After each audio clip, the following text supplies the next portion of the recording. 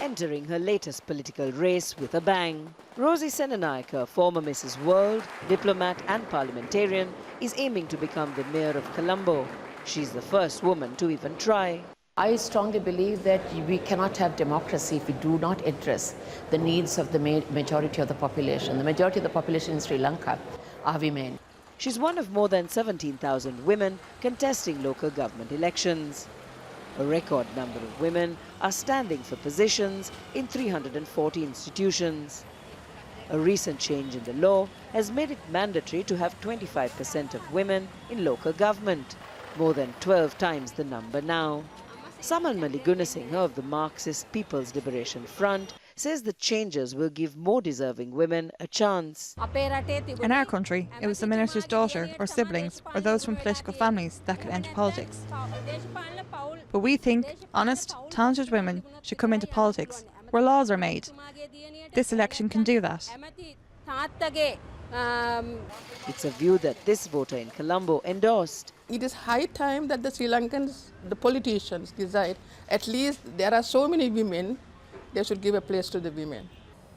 It's the first time in decades that elections to all local bodies around the country are being held on a single day. The stakes are high for all political parties going into this local government election.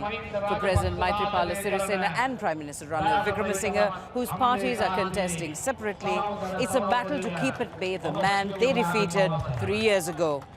Which is the reason why local issues such as roads, streetlights and garbage disposal are taking on the intensity of a national fight.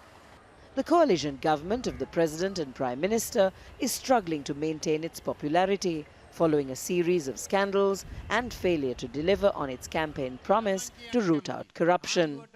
Both leaders have travelled around the country to support their candidates. Their main threat is former President Mahinda Rajapaksa. Despite being voted out in his bid for a third presidential term, Rajapaksa still commands the loyalty of a large voter base.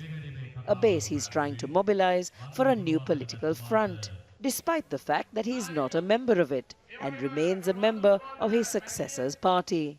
So the power struggle or the way forward for the upcoming national elections will be starting from this particular point. So it is for the president, for the prime minister who is coming from the two different political parties, and in the other hand, the former president's campaign will have a test and they have to show their power. Whatever the larger political stakes, local election voters will be hoping for competent candidates, both male and female, to ensure the smooth running of their institutions. Minelle Fernandez, Al Jazeera, Colombo.